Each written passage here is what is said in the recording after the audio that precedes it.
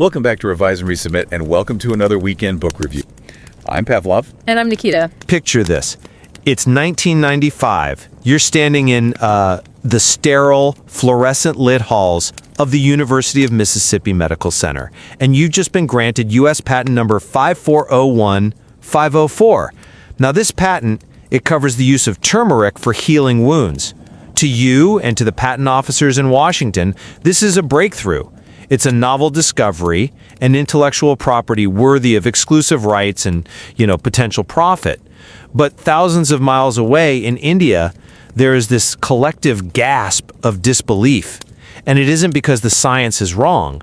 It's because every grandmother in every village, from the snows of Kashmir to the sands of Kanyakumari, has been applying turmeric paste to cuts and scrapes for centuries. It was a fascinating, if somewhat infuriating collision of worldviews, wasn't it? You had the rigid, documented paper trail requirements of the U.S. Patent and Trademark Office crashing headfirst into a civilization where knowledge was living, breathing, and largely oral. The Council of Scientific and Industrial Research in India, the CSIR, they actually had to fight a legal battle to revoke that patent. And they couldn't just say, oh, but everyone knows this. They had to dig up ancient texts, specifically Sanskrit medical treatises, to prove prior art. And that is the crux of the problem, isn't it? I mean, they had to translate Sanskrit verses just to prove that what they knew wasn't new. It was just, unwritten in the way the modern West demanded. That turmeric battle is the perfect gateway into what we're discussing today. It highlights the tragedy of a knowledge system that sustained a sophisticated civilization for 5,000 years, being dismissed simply because it didn't fit into a modern Excel spreadsheet. I'm looking at this through the lens of cultural continuity, the desperate need to reclaim a lost identity before it fades entirely. And I'm looking at it as a crisis of data management. I don't see it so much as a tragedy of dismissal, but as a failure of categorization. The knowledge was there, yes, but it was inaccessible to the modern analytical mind because the structural scaffolding, the taxonomy, was missing or misunderstood. That's why the book we're discussing today is so critical. It isn't just a history book. It's a manual for reconstruction. We're analyzing the textbook Introduction to Indian Knowledge System, authored by Professor B. Mahadevan, Vinayak Rajat Bhat, and Nagrendra Pavana RN. It's a heavy hitter of a text. And let's just be clear to anyone listening. This is not a light coffee table read about yoga postures and curry spices. This is a serious, dense academic attempt to bridge that gap between ancient wisdom and modern pedagogy. It's really designed for the young researcher who wants to understand where they come from. The credentials of the authors are absolutely essential here because they represent that very bridge between the ancient and the modern. You have Professor B. Mahadevan from IIM Bangalore. Here's a man deeply entrenched in modern management education, algorithms, operations research, but as the founding vice chancellor of Chinmaya Vishwavidyapith, he created programs that seamlessly blend these ancient traditions with contemporary systems. He speaks the language of the modern university. Right, but he's collaborating with Vinayak Rajat Bhat and Nagrendra Pavana, who bring that deep, traditional expertise that you just can't get from reading translations. Professor Bhat, from the Center of IKS at Chanakya University, he carries the lineage of Vyakarana, grammar, and Ayurveda. He's been honored with titles like Kovida and Chudamani in grammar. These aren't just degrees, they're traditional markers of mastery. And Professor Raghavan from IIT at Bhubaneswar brings in the darshana, the logic systems, the critical thinking. It's a formidable trio. And they've even created a massive open online course, a MOOC, on the Swayam platform based on this text. I highly recommend it. It's free to learn, and I believe the certification exam costs less than a movie night out with friends. That's a small price to pay for rigorous intellectual grounding. And look, whether or not you subscribe to our channel, I would urge you to make time to read this thoughtfully crafted textbook. The link is in the show notes. But let's get to the core of the text. You mentioned data management earlier. I have to push back on that immediately. When I read this book, I see it as a reclamation. The authors dedicate the book to the rishis, the seers. They quote the Bhagavad Gita, Nahi jnanena sadrisham pavitramiha vidyate.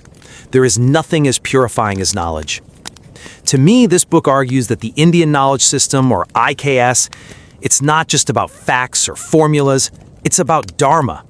It's about a way of life where knowledge serves to purify the self. It reminds us why we exist. I see why you think that, and it's a beautiful sentiment. But I would frame it differently. If you look at the sheer density of taxonomies, classifications, and frameworks in this book, it argues that IKS is a rigorous, empirical system. It isn't just way of life ambiguity. It's a system of engineering, mathematics, logic. I value this book not for the spiritual sentiment, but because it finally provides the structure, specifically the Chaturdisavidyasana, that allows a modern scientist to take these ideas seriously. It transforms folklore back into science. But can you really separate the science from the spirit in this tradition? That is the central tension, isn't it? Let's look at the first major point of debate the book raises in chapters 1 and 2, the transmission of knowledge. We're talking about the oral tradition. Now, the modern world, like that U.S. Patent Office, it fetishizes the written word. If it isn't written, it isn't true. But this book describes the nuances of oral tradition in a way that suggests writing was actually seen as a degradation of the data. That's a very romantic view. But let's look at the mechanics described in the text. You can't just say oral tradition and leave it at that. We need to understand how it worked, or it just sounds like a game of telephone. No, the text gets incredibly specific, and this is what blew my mind. It explains that the Vedas were preserved through specific recitation styles to prevent any corruption. You had Samhitapatha, which is continuous recitation, but then you had Padapatha, word by word, and then the complex ones, Ganapatha and Jatapatha. In Ganapatha, you recite words in a pattern, 1, 2, 2, 1, 1, 2, 3, 3, 2, 1, 1, 2, 3. It's a mathematical error correction code built into the human brain. The authors describe a society that acted as a living library. When you write something down, you detach the knowledge from the knower. It becomes external, something you can lose or burn. But in the oral tradition, you are the library. The knowledge is woven to your breath. That's a level of intimacy with knowledge that a PDF file can never replicate. I'm not entirely convinced by that line of reasoning, because it ignores the massive risk of data loss, which the book acknowledges happened. We've lost countless shakas, or branches of the Vedas. But more importantly, you're focusing on the method of transmission while I'm looking at the organization of the data. Chapter 2 breaks down the Vedic corpus, and this is where the genius lies. It isn't just a mass of chanted verses. The book lays out the hierarchy. The Vedas are the root, but then you have the Upavedas, the applied knowledge. This is where you get Ayurveda for health, Dhanurveda for archery and warfare, Gandhar Veda for music. And the Vedangas. Exactly, the Vedangas. These are the tools required to unlock the Vedas. Shiksha, phonetics, Vyakarana, grammar, Nirukta, etymology, chandas, prosody. This is what I mean by structure. The rishis didn't just say memorize this. They built a linguistic operating system to ensure the data couldn't be corrupted. The book explains that Panini's grammar, the Ashtadhyayi, is essentially a machine code for Sanskrit. It generates words through algorithms. It uses meta rules to define how root sounds become complex sentences. Without this classification, separating the 14 abodes of knowledge, a modern student would be completely lost. The oral tradition was the medium, sure, but the classification framework is what makes it a knowledge system, and not just a collection of folk songs. I accept that the structure is brilliant. Panini was a genius. But why was that structure built? It wasn't built just to categorize things for a library or a Wikipedia page. It was built to facilitate an inquiry into the nature of reality. And this brings me to our next point, philosophy. You see lists and categories, I see a profound journey of the soul. Chapter 3 opens with that beautiful story from the Taittiriya Upanishad, the conversation between Bhrigu and his father Varuna. It is a classic example of the pedagogical style, yes, but it is just a teaching method. It's more than pedagogy, it's the scientific method of the subjective world. The son, Brigu, he approaches his father and asks, what is Brahman? What is the ultimate reality? Now, in a modern classroom, the teacher would write a definition on the blackboard and ask the student to copy it. But Varuna doesn't do that. He doesn't give a formula. He tells his son to perform tapas, to investigate, to meditate, to, heat up his own consciousness. Tapas, literally implying heat or intense effort, yes? Exactly. And the son realizes in stages. First, he thinks reality is matter, anam. He goes back to his father, who just says, keep going. Then he realizes, no, that's too gross. Reality is life force, prana. Then he realizes it is mind, manas. Then consciousness, vijnana. And finally, bliss, ananda. This anecdote anchors the whole book. It tells us that IKS is experiential. You can't just read about it, you have to realize it. It suggests that the ultimate instrument of knowledge is not the telescope or the microscope, but the purified human mind. I'm sorry, but I just don't buy that it's purely subjective or experiential.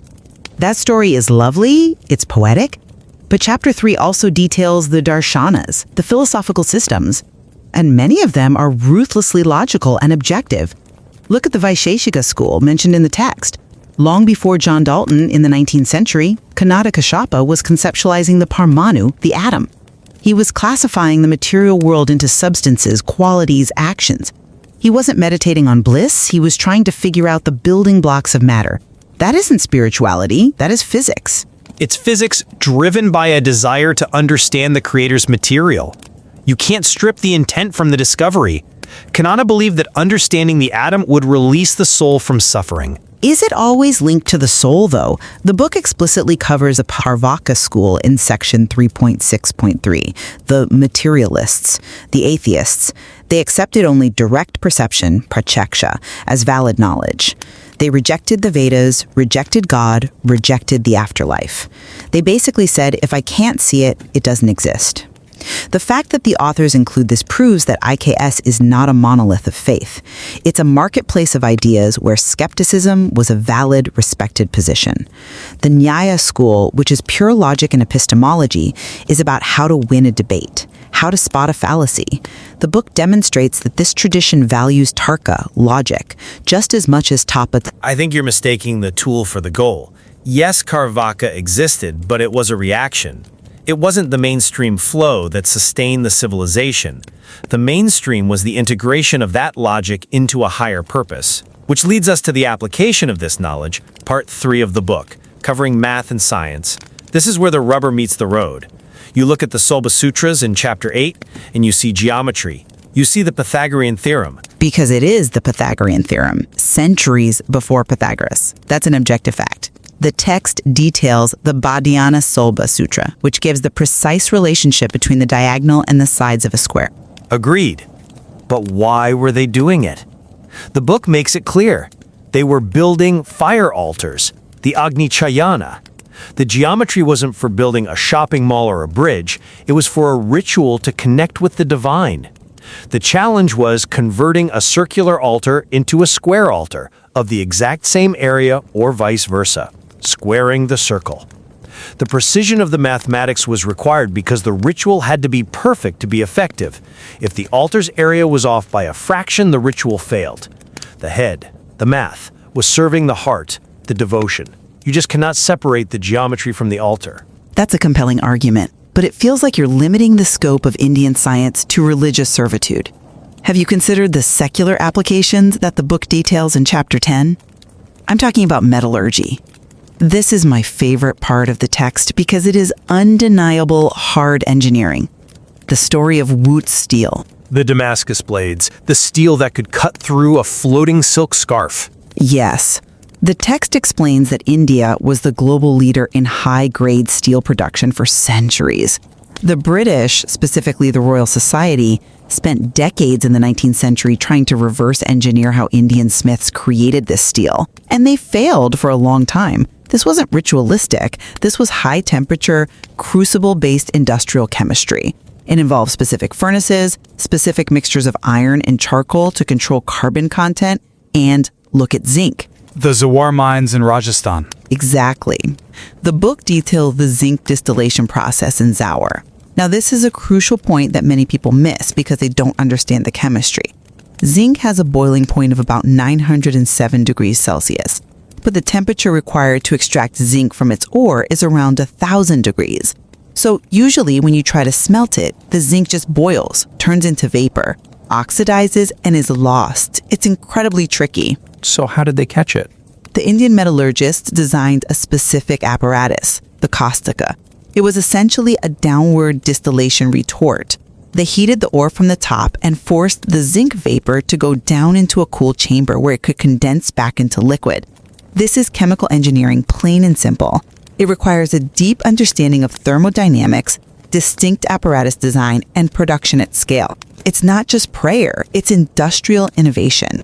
The engineer and the philosopher were often the same person. The separation of science and religion is a Western binary that this book helps us deconstruct. When Bhaskaraacharya was writing about gravity or algebra, he opened with invocations to the divine. The text captures this synthesis. If we strip away the sacred context and just treat it as a history of science textbook, we miss the soul of the civilization. We miss the dharma that held it all together. We miss the fact that they saw the smelting of zinc and the chanting of the Vedas as two sides of the same pursuit of truth. And if we focus too much on the soul, we risk alienating the modern student who need to see the data, the proofs, the taxonomy to respect the discipline. That's why I appreciate the author's approach so much. They use the modern textbook format, learning outcomes, IKS and action boxes, summary tables, to package this ancient wisdom. It's a necessary translation. It takes the Kostaka and the Ganapatha and puts them in a language that a 21st century engineering student can respect. On that, we can agree. The format is a bridge. It allows a student sitting in the classroom in Boston or Bangalore today to access the mind of a Vedic scholar from 3,000 years ago. It essentially decodes the source code of Indian civilization for a new generation. But let's look at the mathematics one more time, specifically the Kerala school mentioned in Chapter 8. The book highlights how they developed infinite series and the fundamentals of calculus 2 centuries before Newton and Leibniz. The authors discuss the possibility of knowledge transfer to Europe via Jesuit missionaries. This challenges the entire Eurocentric history of science. My point is, the value here is in correcting the historical record. It's about giving credit where credit is due for intellectual property. See, there you go again. Intellectual property. You're back to the patent office. We live in a world of patents. We started this conversation with a patent. We do, but the rishis didn't. And that is the friction. The Kerala mathematicians discovered those series, yes. But did they rush to copyright them? No. They saw it as uncovering the order of the cosmos. They offered it to the world. The book serves as a reminder that great science can exist without the ego of ownership. It challenges our modern obsession with monetizing every thought. That is a fair critique, I suppose. I'm a product of my time. But in the 21st century, if we want this knowledge to survive, we have to play by the rules of the academy. We need citations, we need proofs, and we need textbooks like this one.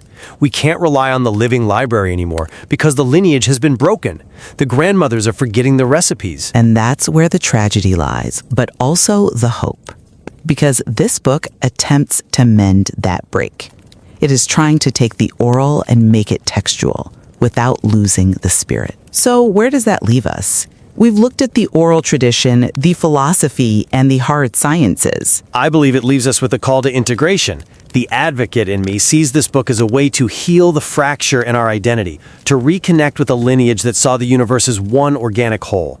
It invites us to be holistic thinkers again. It invites us to look at a piece of steel or a mathematical formula and see the divine play behind it. And the dissenter in me sees it as a way to sharpen our intellect, to understand that Indian knowledge isn't just myths and legends, but a rigorous, tested, and highly structured way of understanding the world, from the grammar of our sentences to the atoms in our bodies. It invites us to be critical thinkers. It demands that we don't just accept the Western narrative of history, but look at the data ourselves. And perhaps that is the beauty of the book. It accommodates both perspectives. It offers the structure you crave and the spirit I yearn for. Precisely. It organizes the chaos of the oral tradition into a curriculum without killing the patient on the operating table. It validates the grandmother's turmeric paste with the scientist's molecular analysis. It shows that both were right all along. To our listeners, whether you're an engineer, a philosopher, or just someone trying to understand the world, this book, Introduction to Indian Knowledge System, is your starting point. It's not just about the past. It's about different ways of knowing. It's about expanding your toolkit for understanding reality. And please, do check the show notes. We've linked the Swayam MOOC there. It's a rare opportunity to learn directly from Professors Mahadevan, Bhat, and Raghavan.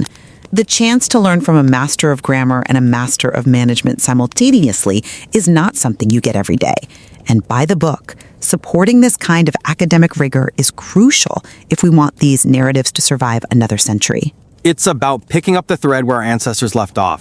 There is no winner in this debate, only a shared journey towards the truth. Whether you walk that path through Tarka or tapas, through logic or devotion, the destination remains the same. Indeed. Read the book, challenge the ideas, and find your own path through the knowledge system. Until next time. And don't forget to subscribe to Revise and Resubmit on Spotify and Apple Podcasts. Until next time, keep those minds curious, keep questioning, and keep revising and resubmitting.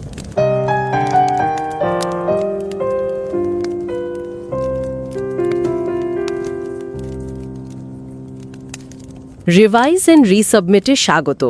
আপনারা শুনছেন আমাদের weekend বুক review পর্ব। আমি নিকিতা আর আমি Pavlov. আচ্ছা, একটা অদ্ভুত ব্যাপার ভাবুন তো, হাজার হাজার বছর ধরে আমাদের ঠাকুমা দিদিমারা যে হলুদ বাটা কাটা ছেঁড়ায় লাগিয়ে আসছেন, যা আমাদের রান্নাঘরের একটা অবিচ্ছেদ্য অংশ, হঠাৎ একদিন শুনলেন যে আমেরিকার একটা সংস্থা তার নিরাময় ক্ষমতার পেটেন্ট নিয়ে নিয়েছে। তখন কি হবে? এটা কিন্তু কোনো বানানো গল্প নয়, সত্যি সত্যি ঘটেছিল। ভারতকে রীতিমতো আইনি লড়াই লড়তে হয়েছিল। প্রাচীন পুঁথি শাস্ত্র ঘেটে প্রমাণ দাখিল করে বোঝাতে হয়েছিল যে এটা কোনো নতুন আবিষ্কার নয়, বরং আমাদের এক সুপ্রাচীন জ্ঞানের অংশ। আর এই ঘটনাটাই কিন্তু একটা খুব জরুরি প্রশ্ন তুলে ধরে। কেন এমন হলো? কেন আমাদের নিজেদের জ্ঞানকে রক্ষা করার জন্য অন্য দেশের আদালতে লড়াই করতে হলো? এর মূল কারণ সম্ভবত এটাই যে আমরা আমাদের ঐতিহ্যগত জ্ঞানকে মর্যাদাবদ্ধভাবে নথিভুক্ত করে রাখিনি। এই জ্ঞান ছড়িয়ে ছিটিয়ে আছে বিভিন্ন পুঁথিতে, মানুষের মুখে মুখে। এই বিখরে হয়ে জ্ঞানের ভাণ্ডারকে একত্রিত করার এক অসাধারণ প্রচেষ্টা হলো একটি বই, যা আজ আমাদের আলোচনার কেন্দ্রে রয়েছে। একদম ঠিক। আমরা আজ যে বিষয়টি নিয়ে কথা বলবো তার ভিত্তি হল অধ্যাপক বি মহাদেবন, বিনায়ক রজত ভট্ট এবং নাগেন্দ্র পবনা আরএনএলে লেখা introduction to Indian knowledge system, concepts and applications বইটি। আর এই লেখকদের পরিচয়টাও কিন্তু খুব গুরুত্বপূর্ণ। অধ্যাপক মহাদেবন, উনি তো আইআইএম ব্যাঙ্গালোরের একজন অধ্যাপক। হ্যাঁ, এবং চিন্ময় বিশ্ববিদ্যাপীঠের প্রতিষ্ঠাতা উপাচার্য। তার মূল কাজই হল প্রাচীন ভারতীয় জ্ঞান এবং আধুনিক শিক্ষা ব্যবস্থার মধ্যে একটা সেতু তৈরি করা। বাহ, ঠিক তাই।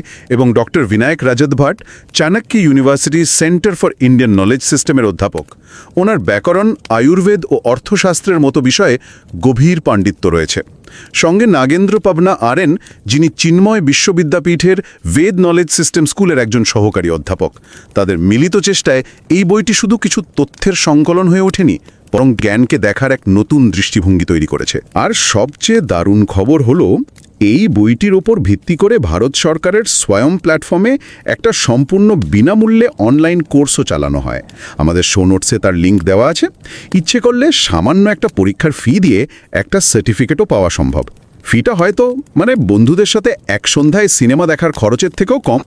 আমাদের শ্রোতাদের কাছে একটাই অনুরোধ, এই চ্যানেল সাবস্ক্রাইব করুন বা না করুন সেটা বড় কথা নয়, কিন্তু সময় করে এই গভীর চিন্তাভাবনা প্রসূত বইটি একবার অবশ্যই পড়বেন।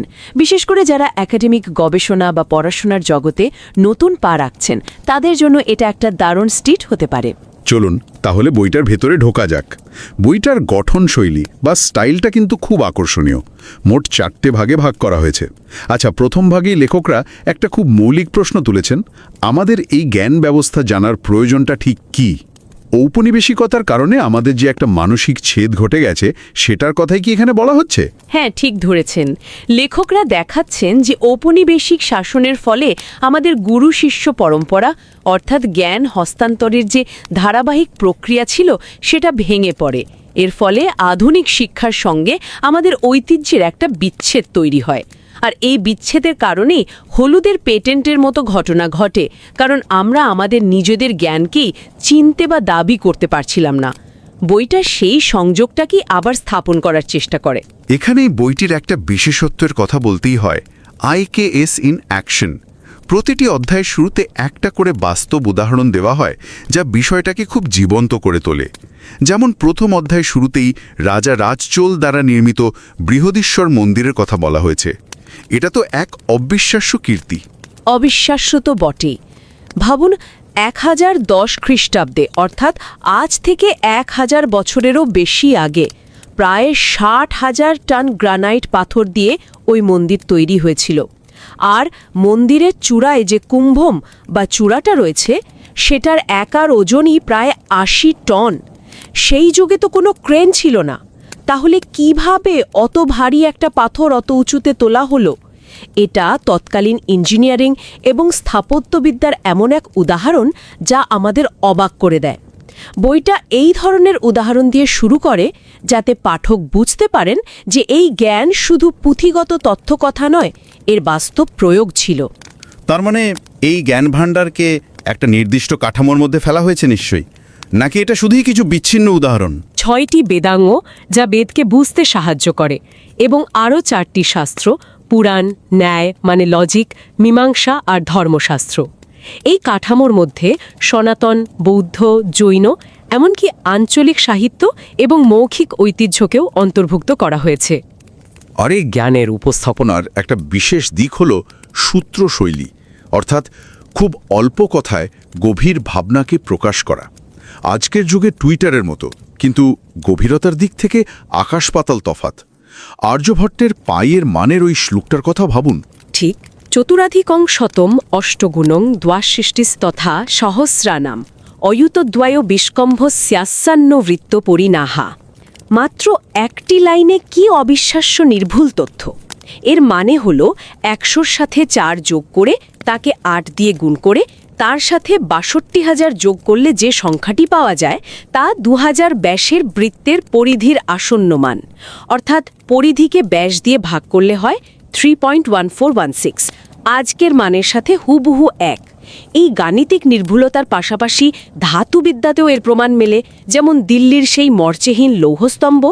এই বইটা দেখায় যে এই জ্ঞান শুধু বিমূর্ত ছিল না, প্রায়োগিক দিকেও এর প্রমাণ রয়েছে। আচ্ছা, আপনি যে বললেন এই জ্ঞান পরম্পরা ভেঙে গিয়েছিল, এর মূল উৎসটা কি ছিল? মানে এই চতুর্দশ বিদ্যাস্থানের ভিত্তিটা কোথায়? এর মূল উৎস হল বেদ। বইটির 2য় অধ্যায় দ্য ভেদিক কর্পাস এই নিয়েই আলোচনা করে। বেদকে ভারতীয় জ্ঞানের মূল উৎস হিসেবে দেখানো হয়েছে। বলা হয় এই জ্ঞান অপরুষেয়, অর্থাৎ কোনো নির্দিষ্ট মানুষের সৃষ্টি নয়, বরং প্রাচীন ঋষিরা গভীর ধ্যানে এই জ্ঞান লাভ করেছিলেন এবং তা শুনে শুনে মনে রেখেছিলেন। তাই বেদের আরেক নাম শ্রুতি। এই জ্ঞান প্রজন্মের পর প্রজন্ম ধরে মুখে মুখে বাহিত হয়েছে। এখানেই আমার একটা প্রশ্ন আছে। যখন আমরা যজ্ঞের কথা শুনি, তখন আমাদের মনে একটা ধর্মীয় আচারের ছবি ভেসে ওঠে, কিন্তু বইটিতে একটি বৈদিক যজ্ঞকে আধুনিক প্রজেক্ট ম্যানেজমেন্টের সঙ্গে তুলনা করা হয়েছে। এটা কি একটু বাড়াবাড়ি নয়? মানে একটা প্রাচীন রিচুয়ালের মধ্যে আধুনিক ম্যানেজমেন্ট থিওরি খোঁজা? প্রথমবার শুনলে এটা একটু অদ্ভুত লাগতেই পারে, কিন্তু যদি একটু গভীরে গিয়ে দেখি তাহলে মিলটা স্পষ্ট হয়ে উঠবে। একটা সফল প্রজেক্টের জন্য কি কি দরকার? প্রথমত, একটা নির্দিষ্ট উদ্দেশ্য বা অবজেক্টিভ। যজ্ঞেরও একটা নির্দিষ্ট উদ্দেশ্য থাকত, যেমন আরোগ্য, সমৃদ্ধি বা বৃষ্টি কামনা। দ্বিতীয়ত, একটা দক্ষ টিম। যজ্ঞের জন্য প্রধান 4 ধরনের পুরোহিত: হোতা, অধ্বর্য, উদ্গাতা এবং ব্রহ্মা, এবং তাদের সহযোগীরা মিলে মোট 18 জনের একটি দল কাজ করত। তার মানে প্রত্যেকের ভূমিকাও নির্দিষ্ট করা থাকতো? একদম ঠিক। যেমন একটা প্রজেক্ট টিমে project manager, technical expert, quality controller থাকে, তেমনি এখানেও হোতা ঋগ্বেদের মন্ত্র পাঠ করতেন, অধ্বর্য যজুর্বেদের নিয়ম অনুযায়ী যজ্ঞের আয়োজন করতেন, উদ্গাতা সামবেদের মন্ত্র সুর করে গাইতেন, আর ব্রহ্মা পুরো প্রক্রিয়ার তত্ত্বাবধান করতেন যাতে কোনো ভুল না হয়। প্রত্যেকের জব রোল এবং স্কিল সেট সুনির্দিষ্ট ছিল। কোন মন্ত্র কখন পাঠ করা হবে, আহুতি কিভাবে দেওয়া হবে, পুরো প্রসেস ফ্লো অত্যন্ত নিখুঁতভাবে পরিকল্পনা করা থাকত। তাই এটাকে আধুনিক প্রজেক্ট ম্যানেজমেন্টের একটা প্রাচীন সংস্করণ বলাই যায়। দারুণ ব্যাপার তো। তার মানে 4টে বেদের কাজও আলাদা আলাদা। হ্যাঁ, ঋগ্বেদ হল প্রাচীনতম স্তোত্রের সংকলন, সামবেদ হল সুর ও সঙ্গীতের উপর ভিত্তি করে তৈরি, যা যজ্ঞের মন্ত্রগুলোকে সুরেলা করে তোলে। যজুর্বেদ হল যজ্ঞের পদ্ধতি এবং নিয়মাবলীর একটা রুল বুকের মতো। আর অথর্ববেদ সবচেয়ে বেশি আকর্ষণীয়, কারণ এটা সাধারণ মানুষের দৈনন্দিন জীবন, স্বাস্থ্য, সমাজ, এমনকি স্থাপত্যবিদ্যা বা বাস্তুশাস্ত্রের মতো বিষয় নিয়েও আলোচনা করে। তার মানে বেদগুলো একা পড়লে চলবে না, এগুলোকে ঠিকভাবে বোঝার জন্য আরও কিছু সহায়ক শাস্ত্র বা সাপোর্টিং সিস্টেমে দরকার ছিল। ঠিক তাই, এদেরকেই বলা হয় বেদাঙ্গ। মোট 6টি বেদাঙ্গ: শিক্ষা মানে ফোনেটিক্স, ব্যাকরণ বা গ্রামার, নিরুক্ত বা এটিমোলজি, ছন্দ, কল্প এবং জ্যোতিষ। এটা অনেকটা একটা অত্যন্ত জটিল যন্ত্রের সাথে পাওয়া ইউজার ম্যানুয়ালের মতো। যেমন ধরুন, শিক্ষা শেখায় প্রতিটি অক্ষরের সঠিক উচ্চারণ, কারণ বলা হতো ভুল উচ্চারণে মন্ত্রের প্রভাব বিপরীত হতে পারে। ঠিক যেমন ভুল কোডিং করলে সফটওয়্যার কাজ করে না। এই কাঠামোটা তো গেল জ্ঞানের উৎস আর তার প্রয়োগ নিয়ে, কিন্তু জীবনকে দেখার ভঙ্গি বা দর্শন নিয়েও তো নিশ্চয়ই আলোচনা আছে। অবশ্যই। বইয়ের 3য় অধ্যায় হল ফিলোসফিক্যাল সিস্টেমস, অর্থাৎ দর্শন।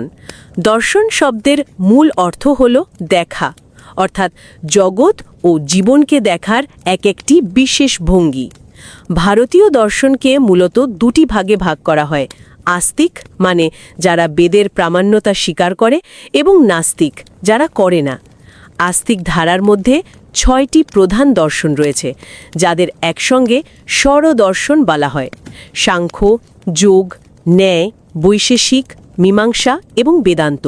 যারা গবেষণা বা গভীর চিন্তার জগতে প্রবেশ করতে চান, তাদের জন্য তো ন্যায় দর্শনের তর্কশাস্ত্র বা লজিক খুব গুরুত্বপূর্ণ। আচ্ছা, আজকের দিনে আমরা যে ফেক নিউজ বা মিসইনফরমেশনের কথা বলি, সেখানে এই ন্যায় দর্শনের প্রমাণতত্ত্ব কতটা প্রাসঙ্গিক হতে পারে? এটা একটা অসাধারণ প্রশ্ন। আমার মনে হয় আজকের যুগে ন্যায় দর্শন সবচেয়ে বেশি প্রাসঙ্গিক। ন্যায় দর্শন মূলত একটাই প্রশ্ন নিয়ে চর্চা করে: আমি যা জানি তা যে সত্যি, সেটা আমি কিভাবে জানব? অর্থাৎ জ্ঞানের উৎস বা সোর্স অফ নলেজ কি?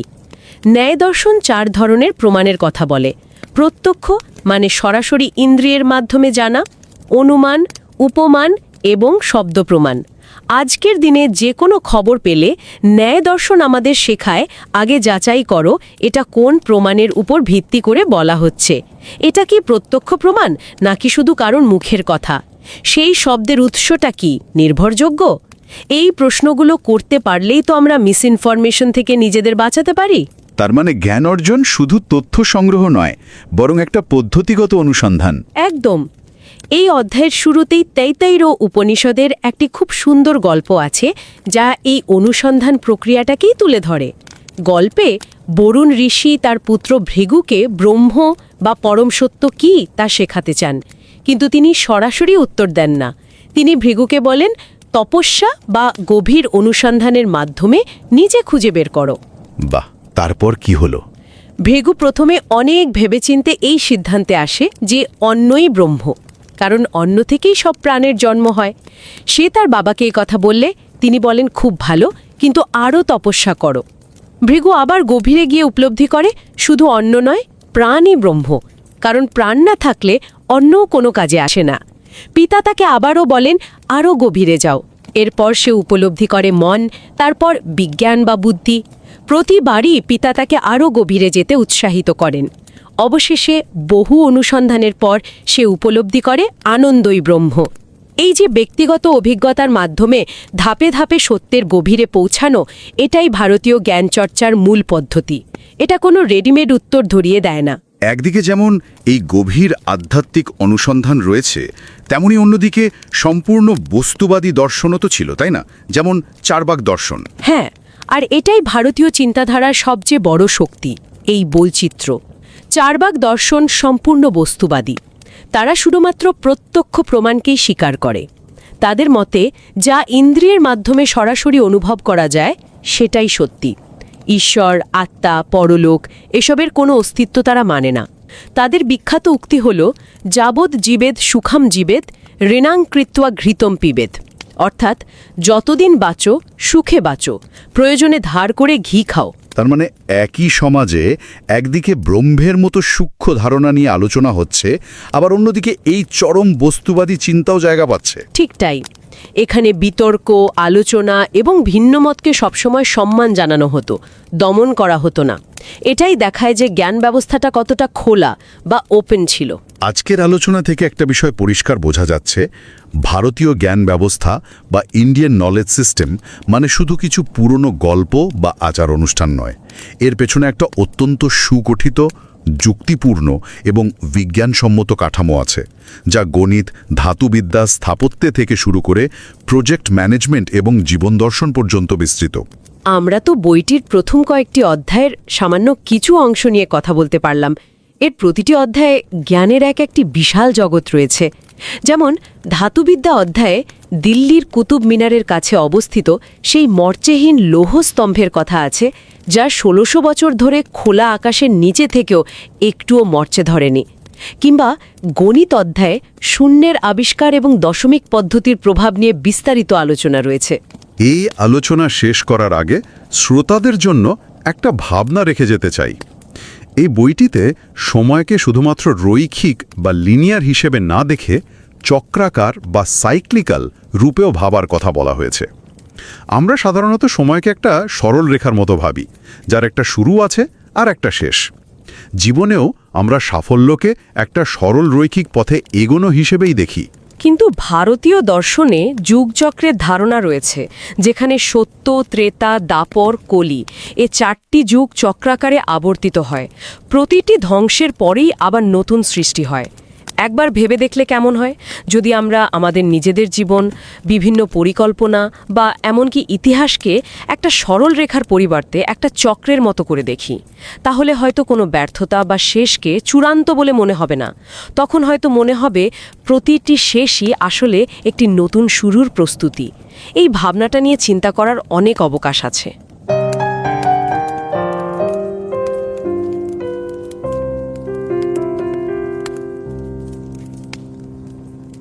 नमस्कार, रिवाइज एंड रीसबमिट में आपका स्वागत है। मैं हूं पावलोव और मैं हूं निकिता। सोचे, साल है 1995। अमेरिका में 2 शोधकर्ता एक पेटेंट हासिल करते हैं। विषय हल्दी के घाव भरने वाले गुण। ये सुनकर तो भारत में हर दादी नानी मुस्कुराई होंगी। बिल्कुल, ये ज्ञान तो हमारी रसोई में सदियों से था, पर भारत सरकार को इस पेटेंट को रद्द करवाने के लिए एक लंबी और महंगी कानूनी लड़ाई लड़नी पड़ी। और ये घटना सिर्फ एक पेटेंट की लड़ाई नहीं थी, ये एक तरह की चेतावनी थी। हाँ, एक बहुत बड़ा सवाल था कि क्या होता है जब किसी देश की पारंपरिक ज्ञान संपदा को सहेजा ना जाए, उसे अकादमिक रूप से संहिताबद्ध न किया जाए। और ठीक इसी सवाल की गंभीरता को हम आज की हमारी चर्चा का केंद्र बिंदु कह सकते हैं। आज हम एक ऐसी ही कोशिश पर बात कर रहे हैं जो एक किताब की शक्ल में हमारे सामने है। किताब का नाम है introduction to Indian knowledge system, concepts and applications. जी, और इसके लेखक कोई साधारण अकादमिक विद्वान नहीं है, ये जानना बहुत जरूरी है। हाँ, ये जानना तो बहुत जरूरी है। इसके लेखक हैं IIM बेंगलोर के professor B Mahadevan, Chanakya university के प्रोफेसर विनायक रजत भट्ट और चिन्मय विश्व विद्यापीठ के प्रोफेसर नागेंद्र पवन आर्यन। और प्रोफेसर महादेवन ने मतलब चिन्मय विश्व विद्यापीठ के संस्थापक कुलपति के तौर पर भारतीय ज्ञान परंपराओं को आधुनिक शिक्षा से जोड़ने का जो काम किया है वो अभूतपूर्व है। और प्रोफेसर विनायक भट्ट? हाँ, उन्हें तो व्याकरण के क्षेत्र में अभिज्ञ, कोविद और चूड़ामणि जैसी उपाधियों से सम्मानित किया गया है। ये इस विषय की गहराई को दिखाता है। बिल्कुल, तो ये किताब सिर्फ जानकारी का संग्रह नहीं, बल्कि उन लोगों का अनुभव है जिन्होंने इस ज्ञान को जिया है और पढ़ाया है। किताब की शुरुआत भगवत गीता के एक बहुत सुंदर श्लोक से होती है, न ही ज्ञानेन सदृशम पवित्रमिह विद्यते। यानी इस दुनिया में ज्ञान के समान पवित्र करने वाला कुछ भी नहीं है। और ये किताब वाकई इसी भावना को सार्थक करती है। ये सिर्फ एक टेक्स्ट बुक नहीं है, बल्कि मतलब ज्ञान के एक विशाल सागर का नक्शा है, खासतौर पे उन लोगों के लिए जो अपनी शोध यात्रा की बस शुरुआत कर रहे हैं। तो चलिए इस नक्शे को जरा खोलते हैं। इसका तरीका बहुत व्यवस्थित और अनूठा है। ये किताब 4 भागों में बटे है। पहला भाग भारतीय ज्ञान प्रणाली यानी IKS का एक समग्र परिचय देता है, ये क्या है, इसकी ज़रूरत क्यों है वगैरह। ठीक है। दूसरा भाग विज्ञान और प्रौद्योगिकी के मूलभूत सिद्धांतों पर बात करता है। तीसरा भाग असल दुनिया में इन सिद्धांतों के अनुप्रयोगों को दिखाता है, जैसे इंजीनियरिंग, आर्किटेक्चर, मेडिसिन। अच्छा, तो थ्योरी के बाद प्रैक्टिकल। जी। और चौथा आखिरी भाग मानविकी और सामाजिक विज्ञान पर केंद्रित है। मतलब इसका दायरा बहुत व्यापक है, ये सिर्फ इतिहास या दर्शन की बात नहीं है। ऐसा लगता है कि इसे किसी भी विषय के छात्र के लिए डिजाइन किया गया है, चाहे वो इंजीनियरिंग का हो या साहित्य का। बिल्कुल। और इसकी खासियत सिर्फ क्या बताना नहीं है, बल्कि क्यों और कैसे पर भी जोर देना है। किताब में IKS इन एक्शन जैसे छोटे छोटे बॉक्स हैं। हाँ, मैंने देखा, हल्दी पेटेंट वाला उदाहरण वहीं से है ना। सही पकड़ा। और मुश्किल कॉन्सेप्ट्स को समझाने के लिए कई चित्र और रेखा चित्र हैं। पर जो बात इसे एक पैसिव टेक्स्ट बुक से एक्टिव लर्निंग टूल बनाती है, वो है हर अध्याय के अंत में डिस्कवर IKS सेक्शन। अच्छा, उसमें क्या खास है? उसमें उस अध्याय से जुड़े वीडियो के QR कोड हैं और कुछ ऐसे सवाल दिए गए हैं जो आपको सोचने पर मजबूर करते हैं, आपको और गहराई में जाने के लिए प्रेरित करते हैं। मतलब एक तरह से इंटरैक्टिव बना दिया इसे। जी। तो चलिए पहले अध्याय पर आते हैं। ये इसी बुनियादी सवाल से शुरू होता है, हमें भारतीय ज्ञान प्रणाली की आवश्यकता क्यों है? हल्दी वाले किस्से के अलावा किताब और क्या तर्क देती है? किताब कहती है कि ज्ञान किसी भी समाज की पहचान, संस्कृति और आर्थिक मूल्य का आधार होता है। जब गुरु शिष्य परंपरा जैसी ज्ञान को एक पीढ़ी से दूसरी पीढ़ी तक ले जाने वाली कड़ियां टूट जाती हैं, या जब औपनिवेशिक शिक्षा प्रणाली हमारी जड़ों से हमें काटना शुरू कर देती है। बिल्कुल। तो नतीजा ये होता है कि हम उस ज्ञान को खो देते हैं जो हजारों सालों से हमारे DNA में था।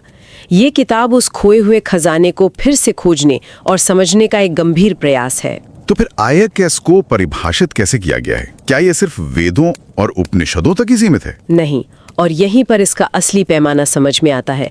किताब IKS को वर्गीकृत करने के लिए एक ढांचा प्रस्तुत करती है जिसे चतुर्दश विद्यास्थान कहते हैं। 14 विद्यास्थान, मतलब ज्ञान के 14 प्रमुख स्रोत। जी। इसमें 4 वेद, 6 वेदांग, पुराण, मीमांसा, न्याय और धर्मशास्त्र शामिल हैं। 14 स्रोत, ये सुनने में तो एक लिस्ट जैसी लगती है। क्या ये आपस में जुड़े हुए थे? ये बहुत अच्छा सवाल है। ये सिर्फ एक लिस्ट नहीं, एक पूरा इकोसिस्टम था। इसे ऐसे समझिए कि अगर वेद कॉर टेक्स्ट थे, तो वेदांग उन्हें समझने और सुरक्षित रखने के लिए सॉफ्टवेयर टूल्स थे। Software tools? दिलचस्प है। जैसे शिक्षा यानी फोनेटिक्स, ये सुनिश्चित करती थी कि मंत्रों का उच्चारण पीढ़ी दर पीढ़ी बिना बदले ठीक वैसा ही रहे। व्याकरण भाषा को अनुशासित रखता था। कल्प यानी रिचुअल्स एक तरह से किसी भी अनुष्ठान के लिए स्टैंडर्ड ऑपरेशनल प्रोसीजर्स या SOPs थे। अच्छा, तो एक आपस में गहराई से जुड़ा हुआ सिस्टम था ये। जी। यहाँ से बात और दिलचस्प हो जाती है। जब हम वेद सुनते हैं तो अक्सर हमारे मन में सिर्फ धार्मिक कर्मकांडों का ख्याल आता है, लेकिन ये किताब वेदों को एक बिल्कुल अलग नजरिए से देखती है। हाँ, और यही इस किताब की खूबसूरती है। ये वेदों को ज्ञान के एक समग्र भंडार के रूप में प्रस्तुत करती है। उदाहरण के लिए अध्याय 2 में एक बड़े यज्ञ के आयोजन को प्रोजेक्ट मैनेजमेंट के एक उत्कृष्ट उदाहरण के तौर पर समझाया गया है। प्रोजेक्ट मैनेजमेंट यज्ञ में ये तो सुनना पड़ेगा कैसे। देखिए, एक बड़े यज्ञ में यजमान यानी क्लाइंट की जरूरतें साफ होती थीं कि उसे क्या फल चाहिए। अध्वर्यु नाम का पुजारी एक तरह से प्रोजेक्ट मैनेजर होता था जो पूरी प्रक्रिया की देखरेख करता था। रिसोर्स मैनेजमेंट में लकड़ी, घी और दूसरे सामानों की सटीक मात्रा पहले से तय होती थी। और तो और इसमें रिस्क मैनेजमेंट भी था। रिस्क मैनेजमेंट भी? हाँ, अगर मंत्रों के गलत उच्चारण से कोई गलती हो जाए तो उसके नुकसान से बचने के लिए प्रायश्चित का प्रावधान था। ये बिल्कुल आज के कॉर्पोरेट प्रोजेक्ट जैसा है, बस KPI की जगह देवताओं का आशीर्वाद था। कमाल है। मतलब अथर्ववेद, जिसके बारे में कम बात होती है, वो तो उस जमाने का लाइफ हैक्स और होम रेमेडीज वाला ग्रंथ था। ये तो वेदों का सबसे प्रैक्टिकल हिस्सा लगता है। हर पहलू को छूती थी। आपने वेदांगों का जिक्र किया था कि वो सॉफ्टवेयर टूल्स की तरह थे। इसमें पाणिनि के व्याकरण अष्टाध्यायी का भी जिक्र आता है, जिसकी तुलना कंप्यूटर प्रोग्रामिंग से की जाती है। ये सिर्फ एक कहने की बात है या इसमें वाकई कोई गहराई है? नहीं, इसमें बहुत गहराई है। पाणिनि ने लगभग 4000 सूत्रों में संस्कृत भाषा के हर नियम को समेट दिया। उनकी व्यवस्था इतनी तार्किक और सटीक है कि उसमें कोई अपवाद या अस्पष्टता नहीं है। मतलब कोई एम्बिग्विटी नहीं है। बिल्कुल। जैसे एक कंप्यूटर प्रोग्राम में हर कमांड का एक निश्चित मतलब होता है, वैसे ही पाणिनि के सूत्र काम करते हैं। ये नॉन एम्बिगुअस और सेल्फ कंसिस्टेंट हैं। इसीलिए आधुनिक भाषाविद और कंप्यूटर वैज्ञानिक आज भी इससे चकित हैं कि 2500 साल पहले बिना किसी कंप्यूटर के कोई इंसान ऐसा संपूर्ण सिस्टम कैसे बना सकता है। सही बात। तो ज्ञान का ये विशाल भंडार तो हो गया। अब सवाल उठता है कि उस ज्ञान को परखने और जीवन में उतारने का तरीका क्या है। शायद यहीं पर दर्शन की भूमिका आती है। बिल्कुल। तीसरा अध्याय दर्शन पर है, जिसका मतलब सिर्फ फिलॉसफी नहीं बल्कि देखने का एक नजरिया है। और इसे समझाने के लिए किताब में तैत्तरीय उपनिषद से पिता पुत्र के संवाद का एक बहुत सुंदर उदाहरण है। हाँ, जब पुत्र अपने पिता से ब्रह्म के बारे में पूछता है जी, तो पिता उसे सीधे जवाब नहीं देते। ये उदाहरण तो कमाल का है। आज के एजुकेशन सिस्टम में तो हम बच्चों को सीधे जवाब रटा देते हैं ना। सही बात है। यहाँ पिता कहते हैं तप से ब्रह्म को जानने का प्रयास करो। पुत्र जाता है, चिंतन करता है और लौट कर कहता है कि अन्न ही ब्रह्म है, क्योंकि उसी से जीवन है। पिता फिर उसे चिंतन के लिए भेजते हैं। और ये प्रक्रिया चलती रहती है। हाँ, तब तक चलती है जब तक पुत्र स्वयं अनुभव से ये नहीं जान लेता कि आनंद ही ब्रह्म है।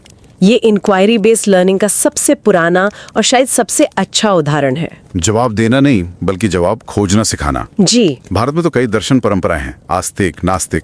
किताब उन्हें कैसे प्रस्तुत करती है? किताब दर्शन को मुख्य रूप से 2 भागों में बांटती है। आस्तिक जो वेदों को प्रमाण मानते हैं और नास्तिक जो नहीं मानते। आस्तिक दर्शन में 6 प्रमुख स्कूल हैं। इन्हें सिर्फ अलग अलग विचार मत समझिए, बल्कि ये दुनिया को समझने के 6 अलग अलग टूल किट हैं। क्या बात है, बिल्कुल सही शब्द इस्तेमाल किया आपने।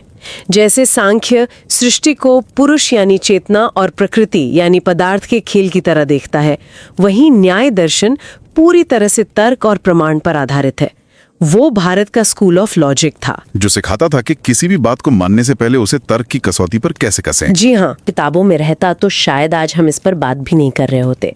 इसका असर जमीन पर दिखता था और किताब के बाद के हिस्से इसी पर फोकस करते हैं।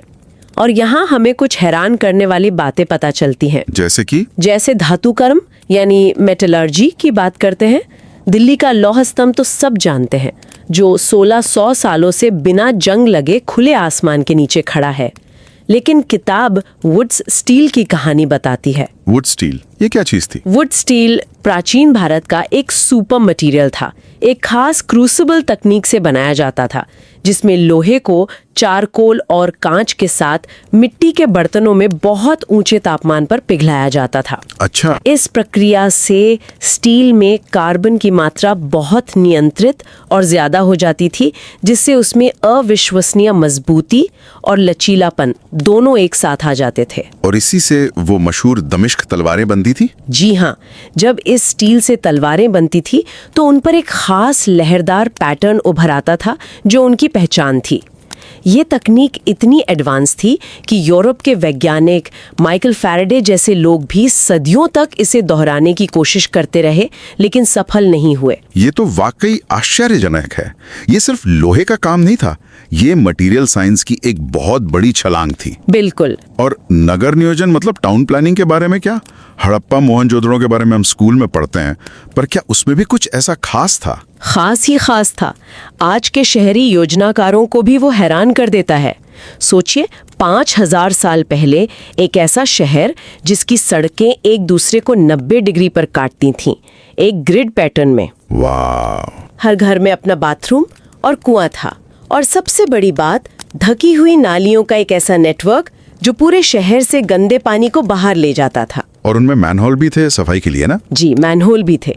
ये आज के स्मार्ट सिटी का कॉन्सेप्ट है, जो हजारों साल पहले हकीकत था। और स्वास्थ्य के क्षेत्र में तो आयुर्वेद और योग हैं ही, जो आज पूरी दुनिया अपना रही है। बिल्कुल। और किताब सिर्फ इन उपलब्धियों को गिनाती नहीं है, बल्कि उनके पीछे के सिद्धांतों को भी समझाती है। वो बताती है कि गणित में दशमलव प्रणाली और शून्य का आविष्कार कैसे हुआ, जिसने गणना की दुनिया ही बदल दी। सही कहा। और कैसे आर्यभट्ट और अन्य खगोलविदों ने ग्रहों की गति और ग्रहणों की सटीक गणना की, वो भी बिना किसी टेलीस्कोप के। ये सब दिखाता है कि भारत में ज्ञान की एक जीवंत और व्यावहारिक परंपरा थी, तो कुल मिलाकर ये किताब सिर्फ अतीत का गुणगान नहीं करती, ये हमें हमारी ज्ञान परंपरा की जड़ों से जोड़कर भविष्य के लिए एक नई दृष्टि देती है। सच कहूं तो अगर भारतीय ज्ञान के इस महासागर में कोई पहली बार उतरना चाहता है तो ये किताब उसे हाथ पकड़कर रास्ता दिखाने वाले गाइड की तरह है। हम सभी सुनने वालों से आग्रह करेंगे कि वे इस चैनल को सब्सक्राइब करें या ना करें, लेकिन इस बेहतरीन और विचारपूर्वक तैयार की गई किताब को पढ़ने के लिए समय जरूर निकालें। इसका लिंक शो नोट्स में दिया गया है। और एक और अच्छी खबर है जी, अच्छी खबर यह है कि इस किताब पर आधारित एक मुफ्त MOOC यानी मैसिव ओपन ऑनलाइन कोर्स स्वयं प्लेटफॉर्म पर भी उपलब्ध है और उसे यही लेखक पढ़ाते हैं। यानी कोई भी इस कोर्स को मुफ्त में कर सकता है? जी हाँ, इस कोर्स को मुफ्त में किया जा सकता है और अगर कोई चाहे तो एक वैकल्पिक सर्टिफिकेशन भी प्राप्त कर सकता है, जिसकी परीक्षा की फीस दोस्तों के साथ एक मूवी देखने के खर्च से भी कम है। इसका लिंक भी शो नोट्स में है।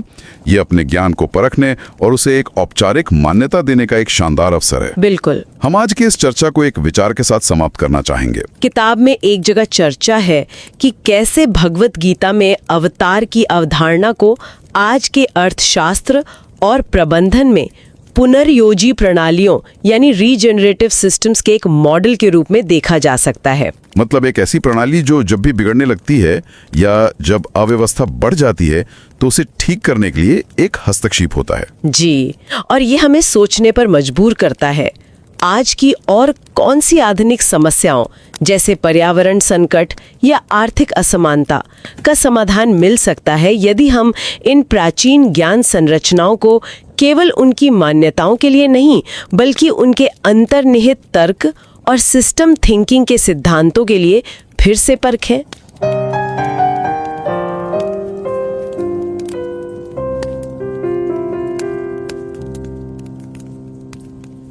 Forestil dig det sydlige Indien. Året er 1010. Et tempel bliver bygget. Ikke af mursten, men af 26.000 tons granit. Der bliver hugget og sat sammen med en helt utrolig præcision. Det centrale tårn, det strækker sig 66 meter op mod himlen. Og på toppen, der balancerer en enkelt udskåret kuppelsten. Den vejer 80 tons. 80 tons? Ja, 80 tons. Hvordan i alverden fik de den derop for over 1000 år siden? Uden moderne kraner. Det er ikke en gåde. Det Briar Desvara templet, og det er et levende bevis på et videnssystem, der var både ufattelig avanceret og dybt praktisk. Og netop det videnssystem er, hvad vi skal forsøge at forstå i dag. Den historie om templet er jo et perfekt billede på en hel verden af viden, som mange slet ikke er klar over at eksistere. Vores samtale i dag tager udgangspunkt i en bog, der fungerer som en slags port til den verden, nemlig lærebogen Introduction to Indian Knowledge System, Concepts and Applications. Og det er ikke bare en tilfældig bog, vel?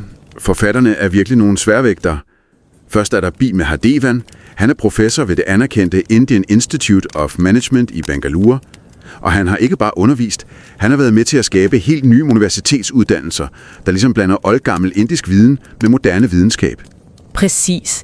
Og så er der Vinayak Rajat Bhat. Han er professor ved Chanakya University, også i Bangalore.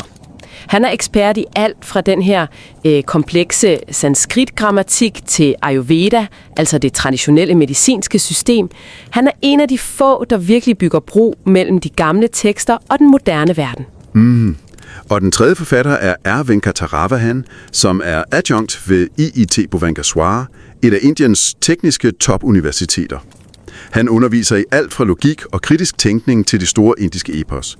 Tilsammen har de tre skabt, hvad der føles mindre som en lærebog og mere som et skattekort. Det er et rigtig godt billede. Og for dig, der lytter, så er vores samtale ting som en guided tur gennem det kort. Vi vil kigge på, hvordan bogen er bygget op og fremhæve nogle af de mest fascinerende indsigter. Især hvis du er helt ny på området, eller måske står over for at skulle i gang med din egen research og har brug for et solidt udgangspunkt. Og så er der en ret fantastisk detalje. Forfatterne har også lavet et gratis online-kursus, et såkaldt Mukhopadhyay, baseret på bogen. Det ligger på en platform, der hedder Swayam. Vi lægger selvfølgelig et link nedenfor i beskrivelsen. Man kan endda få et officielt certifikat for en pris, der er lavere end en tur i biografen med en ven. Det gør det jo utroligt tilgængeligt. Og helt ærligt, uanset om du følger med her jævnligt eller ej, så vil vi virkelig opfordre dig til at give dig selv tid til at læse denne bog. Den åbner døre til tanker og teknologier, du måske slet ikke anede fandtes. Linket er som sagt herunder. Okay, lad os prøve at pakke det her ud. Bogen er delt op i 4 store dele, og den første lægger hele fundamentet. Den starter med at spørge, hvad er det indiske videnssystem IKS overhovedet, og hvorfor skulle vi overhovedet bekymre os om det i dag? Og de starter ikke med en eller anden tør akademisk definition. De starter med et brag. De fortæller om de retssager, Indien måtte kæmpe internationalt i 1990'erne. Forestil dig, at vestlige firmaer pludselig tager patent på gurkemejers helende egenskaber eller neemtræets effekt som et naturligt pesticid. Wow. Ja, det er jo viden, der har eksisteret og været brugt i Indien i århundreder.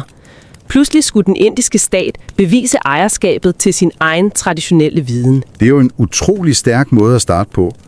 Det gør det med det samme klart, at det her ikke bare er støvet historie. Det handler om økonomi, om intellektuel ejendomsret og om national identitet i en globaliseret verden. Men hvordan definerer bogen så begrebet indisk videnssystem?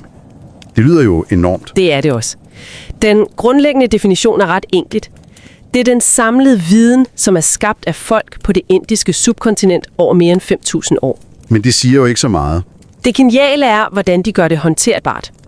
De præsenterer en klassifikationsramme, en slags genial sorteringsmekanisme, så man ikke drukner i information. Okay, en sorteringsmekanisme. Hvordan virker den? Tænk på det som et bibliotekssystem. Kernen er det, de kalder Sanatana Dharma-litteraturen, med vedderne som den absolute grundsten. Dem kommer vi tilbage til. Præcis.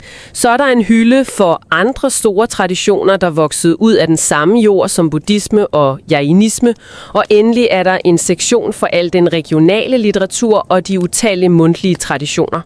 Strukturen giver dig ligesom et mentalt landkort, så du kan navigere i et ellers fuldstændig overvældende materiale. Det giver mening. Fra det store overblik dykker bogen så ned i selve kernen i del 2, Vedderne. For en nybegynder lyder det jo ret mystisk. Hvad er det vigtigste at forstå her? Man kan tænke på Vedderne som den primære kildekode for hele systemet. Bogen forklarer, at de traditionelt ikke ses som skrevet af mennesker, men som hørt eller åbenbaret for oldtidens vismænd i en dyb meditativ tilstand. Aha. Der er 4 primære Vedder. Kort fortalt. Rygveder er de ældste hymner, ren poesi. Yajurveder er mere praktisk med formler til ritualer. Samaveder er melodier og sang, faktisk forløberen for alt klassisk indisk musik. Og endelig er der Atharvaveder, som handler mere om dagligdagens problemer, helbredelse og samfund. Okay, 4 store samlinger. Men jeg læste også, at hver af dem har flere lag inde i sig. Det lyder utroligt komplekst. Hvorfor bygge det op på den måde? Er det fordi, man skal igennem de første lag for at forstå de sidste, eller er det til forskellige formål? Det er et rigtig godt spørgsmål, for det afslører hele pædagogikken i systemet. Tænk på det som at lære at spille et musikinstrument. Først har du samhitarerne, det er selve noderne, de grundlæggende hymner og melodier, råmaterialet. Okay, så kommer brahmanerne, som er instruktionsbogen. Sådan her spiller du melodien korrekt for at opnå den rette effekt i et ritual. Meget praktisk. Okay, så noderne og instruktionsbogen. Hvad er det næste? Så bliver det mere avanceret.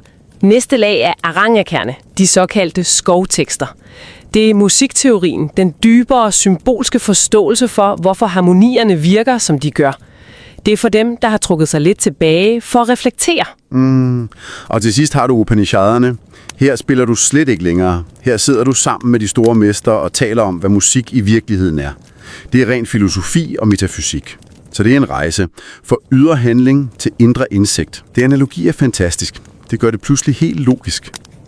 Og for den her verden af tekster og ritualer bevæger bogen sig så videre til det, vi i dag vil kalde filosofi. De systemer, der er kendt som darshanas.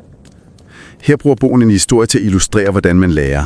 Ja, samtalen mellem far og søn fra Taittiriya Upanishad, den er et perfekt eksempel på, at det handler mere om processen end om svaret.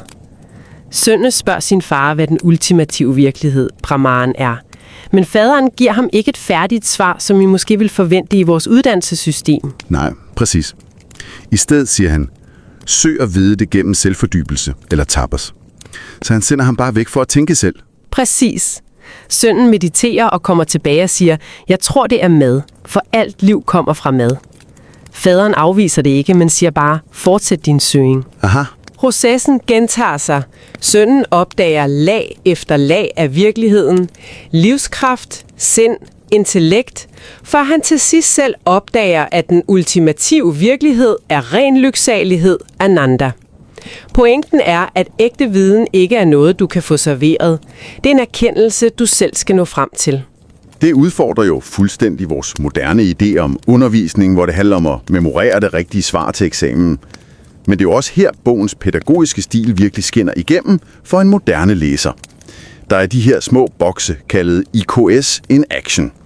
Jeg så et eksempel, hvor de sammenligner en oldgammel videstruktur med den moderne indiske skattelovgivning, for at vise, hvordan man kan organisere ekstremt kompleks information.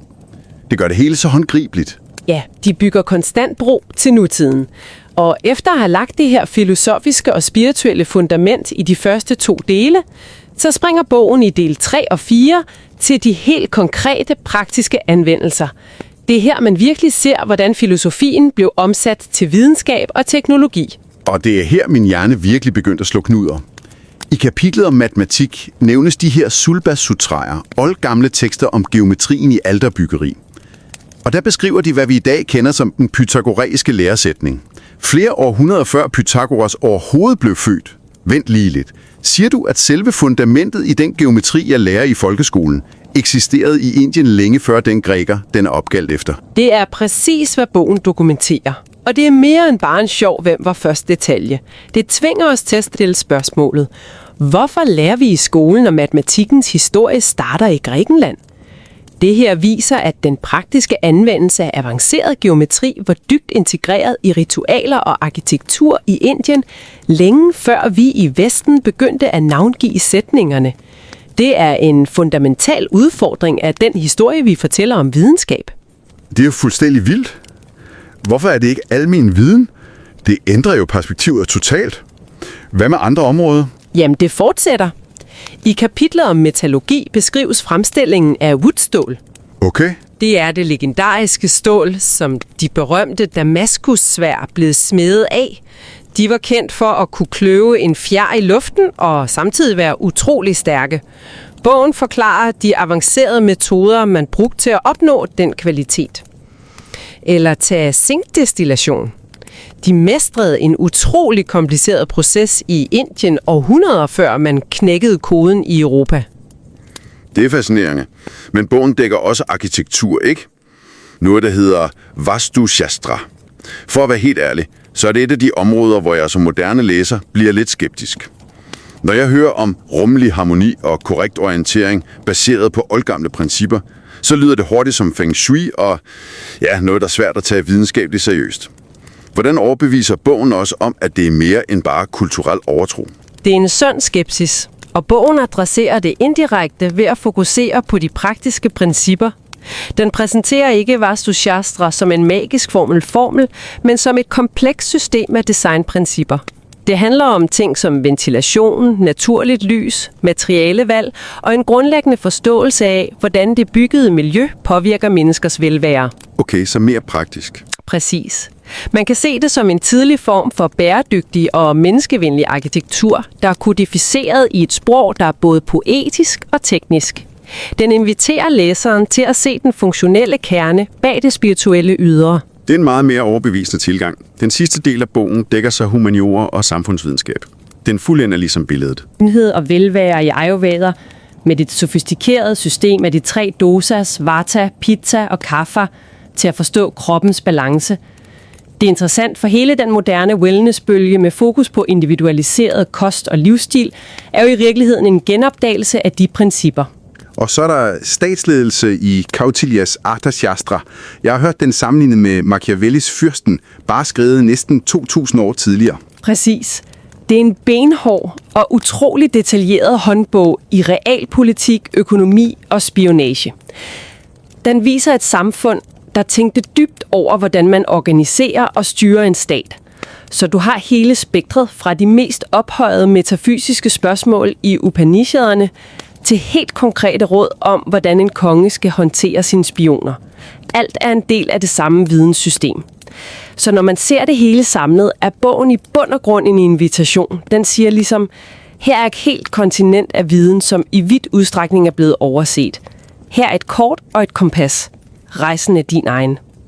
Præcis, den er designet til ikke at give dig alle svarene, men til at give dig de rigtige spørgsmål og de rigtige værktøjer til selv at finde svar.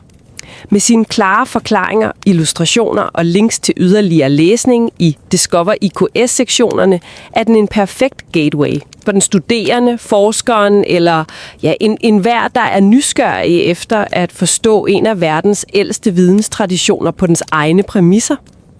Så for at samle trådene for dig, der lytter, vi har rejst gennem en bog, der starter med at gøre det klart, hvorfor denne gamle viden er relevant i dag, med eksempler på moderne patentkrige. Den fører os derefter gennem de grundlæggende filosofiske og spirituelle tekster som Vedderne, men på en måde, så vi forstår logikken i deres opbygning. Og den ender med at vise, hvordan denne dybe filosofi blev omsat til helt konkret, avanceret videnskab. Matematik, der forudså grækerne, metallurgi, der var århundreder forud fra sin tid, og principper for byplanlægning og medicin, som vi i dag er ved at genopdage. Det er en smukt struktureret introduktion, der er designet til ikke at overvælde, men til at vække nysgerrighed. Og her er en sidste tanke at tage med dig. Bogen minder os om, at en stor del af denne viden blev overført mundtligt i århundreder, eller blev skrevet på palmeblader og birkebark, altså materialer, der let forgår. Meget gik tabt, især da nye uddannelsessystemer i kolonitiden skubbede de gamle traditioner i baggrunden. Så det spørgsmål, man sidder tilbage med er, når vi i dag genopdager disse gamle systemer, finder vi så blot tabt viden, som vi kan arkivere og lægge på et museum, eller er vi i virkeligheden i gang med at skabe en helt ny måde at tænke fremtiden på, ved at blande det gamle med det nye, og måske finde løsninger på moderne problemer som stress, bæredygtighed og informationskaos i en visdom, der har vist sig at kunne overleve i årtusinder.